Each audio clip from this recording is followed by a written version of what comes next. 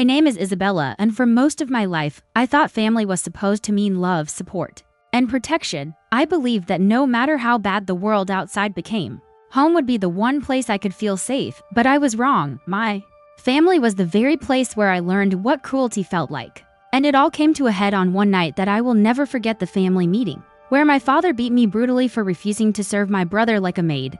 That night changed everything because it was the night I decided that revenge was no longer just a thought, it was my destiny. My father had always been strict, but that word doesn't even scratch the surface. He was controlling, harsh, and violent when he didn't get his way. My mother was silent, the kind of woman who bowed her head and let things happen, even if it meant watching her daughter suffer. And then there was my brother, Daniel. He was the golden child, spoiled, arrogant, and cruel in ways that reminded me too much of our father. While I worked hard for everything I had, Daniel was handed life on a silver platter. He was praised for doing nothing, rewarded for existing, and somehow I was always expected to be the one serving him, cleaning his mess, cooking his meals, and even kneeling at his feet like I was some kind of servant. On the night of the family meeting, I was summoned like a criminal being dragged to court. My father had that look in his eyes, the one that meant I was about to be lectured or punished. I walked into the living room where my parents sat stiffly on the sofa, and Daniel lounged back like he owned the place. He smirked when he saw me, and I knew instantly that whatever this meeting was about, it wasn't going to end in my favor. "Sit down," my father barked, his voice carrying the weight of command. I sat, keeping my back straight, refusing to let him see fear in my posture. He leaned forward, eyes narrowing. "Your brother is going to be taking on more responsibilities soon, and as his sister, it's your duty to support him. From now on, you'll be serving him directly, his meals, his clothes, his errands, whatever he needs, you'll be there. You'll act like his maid, and you'll do it with respect." The words hit me like a slap across the face. For years, I'd tolerated the unfairness, the way Daniel was favored while I was overlooked. But this was too much. My blood boiled, my fists clenched at my sides. I looked at Daniel, who was grinning smugly, clearly enjoying the idea of me kneeling at his feet. "No," I said firmly, my voice steady despite the storm inside me. "I'm not your servant. I'm not his maid. I'm your daughter, and I deserve respect too." The room went dead silent. My mother's eyes widened, but she didn't speak. Daniel's smirk faltered for a moment, then twisted into anger. And my father, he exploded. He stood up so fast the coffee table rattled. His hand came down across my face before I could even brace myself. The force of it sent me sprawling to the floor, my cheek burning with pain. "How dare you?" he roared.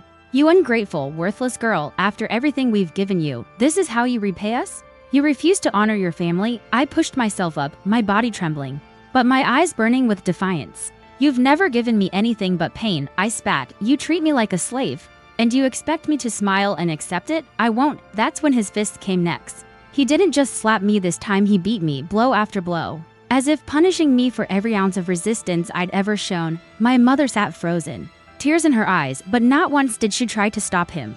Daniel watched, his lips curled into a satisfied smile, as if this was the entertainment he'd been waiting for all night. By the time it was over, I was on the floor, my body aching, bruises already forming across my arms and face. My father stood over me, chest heaving. "If you ever defy me again," he hissed, "you'll wish you were never born." I tasted blood in my mouth, but I smiled through it, a bitter, broken smile that confused him for a second.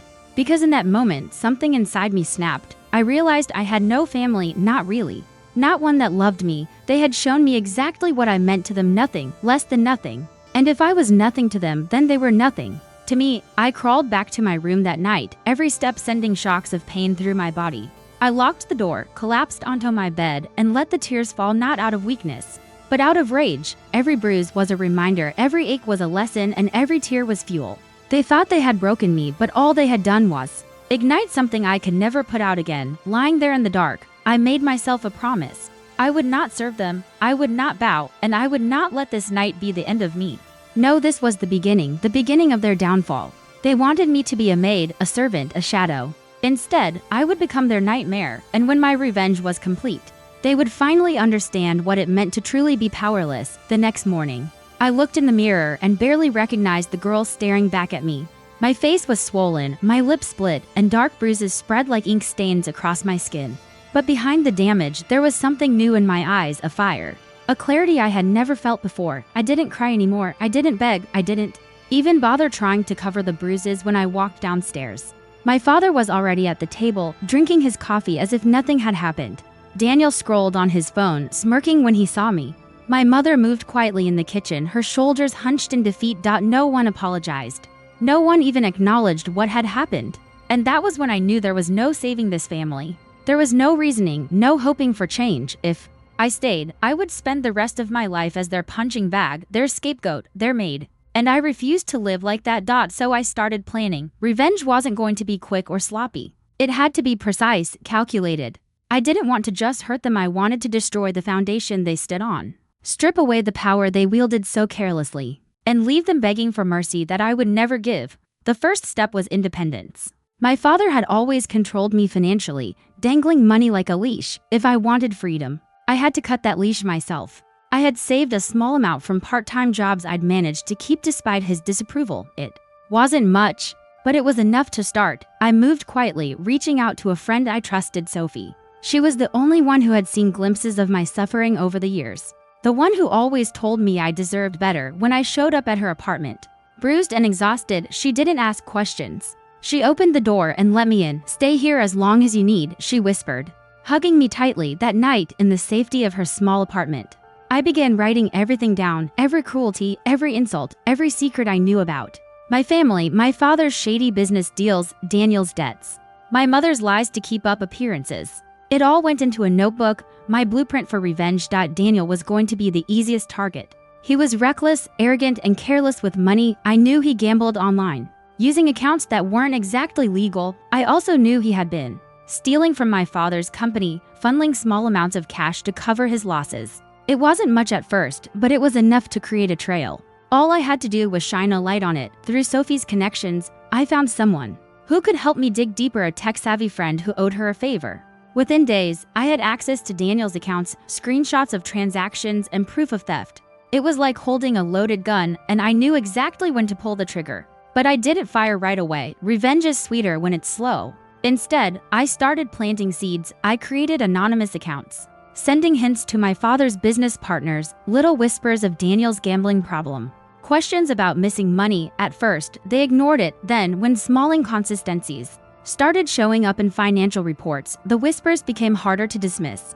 Meanwhile, I worked on building myself up. I took extra shifts, saved every penny, and started an online business selling handmade crafts. It grew faster than I expected, thanks to Sophie helping me with marketing. For the first time in my life, I had my own income, my own control. Every sale was another step away from their control, another piece of armor in my growing strength. Weeks passed, and I stayed in the shadows, watching my plan unfold. Daniel grew more desperate, borrowing money from shady people, lashing out when things didn't go his way. My father grew suspicious, tension rising in the house I had once called home. My mother tried to hold it together, but I could tell she was cracking, her perfect facade slipping. I didn't confront them yet, not until I had everything ready. Revenge wasn't just about striking, it was about timing, and I wanted the timing to be perfect. One night, as I lay awake in Sophie's apartment, I thought back to that family meeting. The look in my father's eyes as he hit me, the satisfaction on Daniel's face, the silence of my mother. Those images fueled me, reminded me why I couldn't stop, why I wouldn't stop. They thought they had broken me that night, but in reality, they had forged me into something unrecognizable. I wasn't their victim anymore. I was their reckoning. Daniel's arrogance was his weakness, and I intended to use it. He thought he was untouchable, that no one could see through the mask of confidence he wore so easily. I let him continue, giving the impression that I had retreated completely from their lives. While I watched every careless move he made, every late-night online gambling session, every slip in bookkeeping, every lie to our father became ammunition. I started sending anonymous tips to the people Daniel trusted most, his friends, business partners, even some of his creditors. Small hints. At first, just enough to create doubt. Then, when he tried to borrow money from an old friend, he found out that friend had already been warned. Daniel began panicking, calling me in secret, trying to figure out who was sabotaging him. I smiled silently from afar. The anxiety, the fear, the realization that his perfect world was cracking. This was my favorite part. One evening, I set the final stage, using the evidence I had gathered. I compiled a complete report of his illegal gambling, missing funds, and deceptive behavior.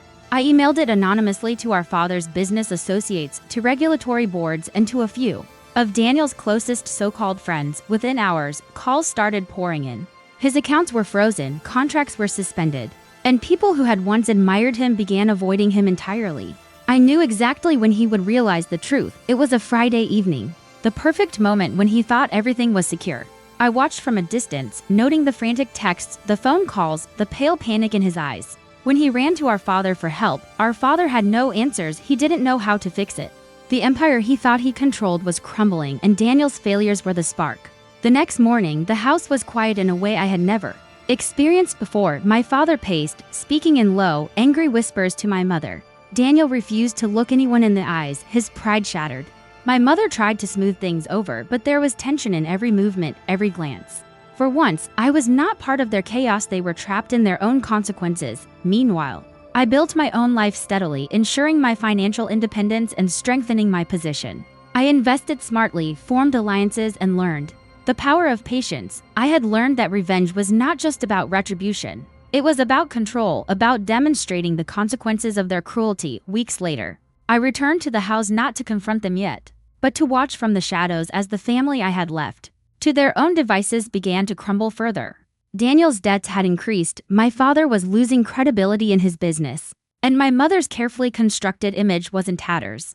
The first waves of my plan had been set in motion, and the ripple effects were exactly what I had envisioned. One evening, I finally made my presence felt without revealing my identity. I sent an invitation to a family dinner under a false name, making it seem like a mediator had offered to help reconcile the issues and provide counsel. My parents and Daniel, desperate to salvage whatever dignity they could, accepted without hesitation. They didn't know I had orchestrated it all. When I arrived that night, dressed elegantly, calm and composed, they didn't recognize me at first. I greeted them politely, offering to guide them through the financial and personal messes I had exposed. I gave advice, subtle nudges, and hints of strategies, all while observing their reactions. They were desperate, dependent, and unaware that the person helping them was the very one who had been wronged so deeply. By the end of the evening, they were exhausted, overwhelmed, and completely under my subtle control. I had manipulated the situation perfectly. Daniel more desperate than ever, my father anxious about the stability of his business, and my mother struggling to maintain her composure. I had planted the seeds of despair without ever lifting a hand. From that night onward, my family's dynamics began shifting. Daniel's confidence was gone, replaced with fear and desperation. My father questioned every decision he made, haunted by the invisible hand that had exposed his failures. My mother's pride was fractured, her social circle gossiping behind her back, and me, I was rising above them, unseen but undeniable, preparing for the final act of revenge that would make them understand what it truly meant to underestimate the person they had once oppressed. With Daniel weakened and desperate, I turned my attention fully to my father. He had always believed he was untouchable, the ultimate authority in the house, the empire, and the family. I knew that taking him down would require patience, precision, and an understanding of what truly made him tick. My father thrived on control, on fear, on appearances. I would strip all three away, quietly, without them realizing the hand guiding their downfall. I began by digging into his business dealings. Years of arrogance, risky investments, and cutting corners had left hidden vulnerabilities that only someone watching closely could detect. I studied financial statements, learned the lingo, and traced transactions. Every missed payment, every concealed loan, every contract that had been manipulated became a weapon. I made calls under aliases, leaked documents to regulatory boards, and whispered concerns to his business partners slowly, without any direct confrontation. His empire began to tremble. He didn't know it yet, but the cracks were spreading fast. Suppliers delayed shipments, investors pulled out, and clients hesitated. The man who had once demanded obedience and respect was now scrambling to maintain a world he thought was solid. My father's confidence faltered, his sharp tongue dulled by frustration and fear. Each night, I watched him from afar, noting the tension in his shoulders, the exhaustion in his eyes. I savored it. Meanwhile, my mother remained a puzzle. She had always been the quiet observer, the one who silently approved of my suffering while protecting her own comfort. She was fragile in her own way, but she thrived on image and control over perception. I knew if I could unravel her sense of superiority, she would crumble completely. I began planting rumors in her social circle, small, anonymous whispers that slowly eroded the facade she had maintained for years. Friends who had once admired her began questioning her judgment, her character, and her loyalty.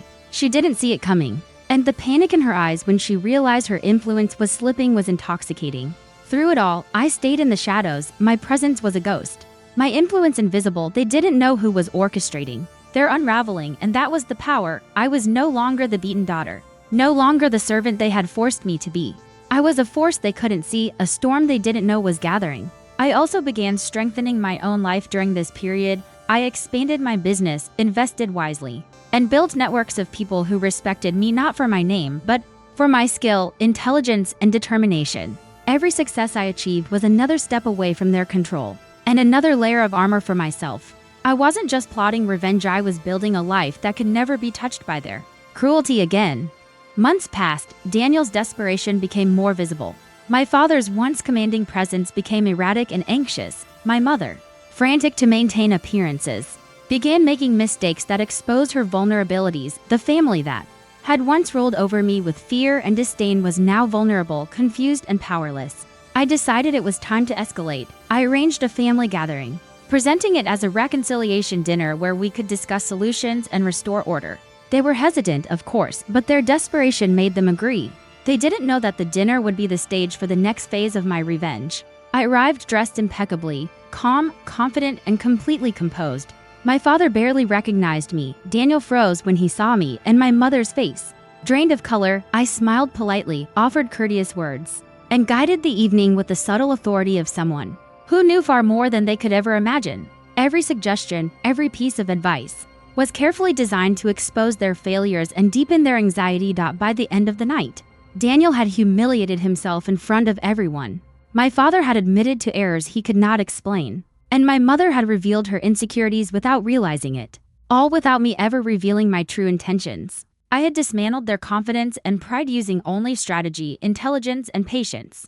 As I left that night, the weight of power I now carried felt exhilarating. The family who had once held complete control over me had no idea they were in my hands. I had achieved the impossible. They feared and respected me without even knowing who I was. I smiled as I walked away, thinking of the day I had been beaten, told I was worthless, and forced to serve my brother. Every bruise, every humiliation, every tear had led to this moment.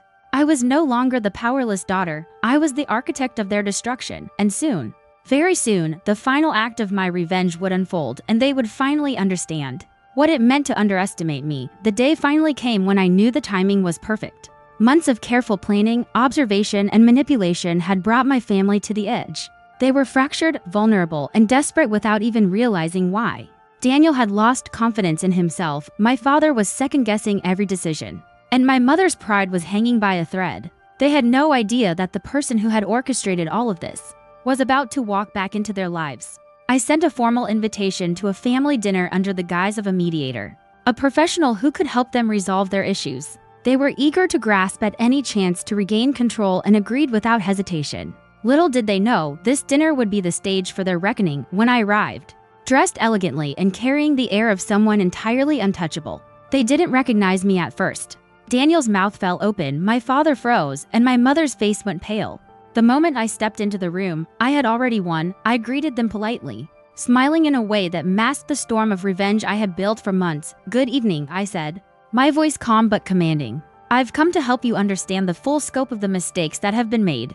With the right guidance, there is still a way to salvage what remains." My father's eyes narrowed. "Who are you?" "I'm someone who knows everything," I replied smoothly. "I know Daniel's debts, the gaps in your business, the rumors that have been spreading. I've been tracking the problems you refuse to see, and I can help if you're willing to listen." Daniel laughed nervously, trying to mask the fear creeping into his chest. "You think you can fix this? You don't know what you're dealing with." I smiled. "I know exactly what I'm dealing with, and I know exactly who is responsible for every failure in this house. It isn't me. It's the choices you've made, the arrogance you've displayed, and the cruelty you've shown." I began revealing facts, slowly at first, letting them absorb the truth, the debts, the mismanaged contracts, the ruined social reputation, everything I had discovered over the past months. I watched as Daniel turned pale. My father's confident posture crumbled, and my mother's hands trembled. They were unraveling exactly as I had planned. Then I dropped the final bomb. I revealed myself. I told them exactly who I was, how I had orchestrated every step, and how every misstep in their lives had been guided by my hand. The room went silent. Daniel's jaw dropped, my father's face turned red with anger and disbelief, and my mother's eyes filled with tears she could not hide. "You wanted me gone," I said, my voice steady and clear. "You treated me like I was worthless, like I was nothing. You expected me to serve Daniel, To bow to you, to disappear, I did disappear, and in my absence, I learned everything you never taught me. I became stronger, smarter, and more powerful than you ever imagined. And now, I am here. I laid out my final conditions. Daniel would have to publicly acknowledge his mistakes.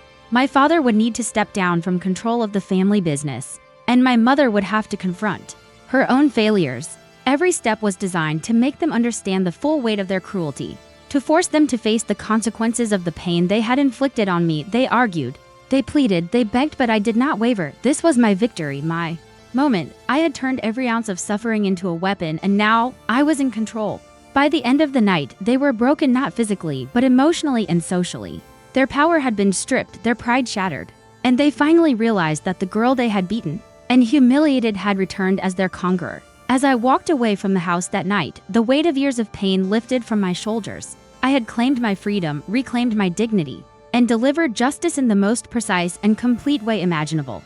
For the first time in my life, I was untouchable. I was no longer the victim. I was the victor. And in the quiet of the night, as I looked back one last time, I knew this was only the beginning of the life I had always deserved, a life where I would never be anyone's servant, never anyone's shadow, and never anyone's victim again.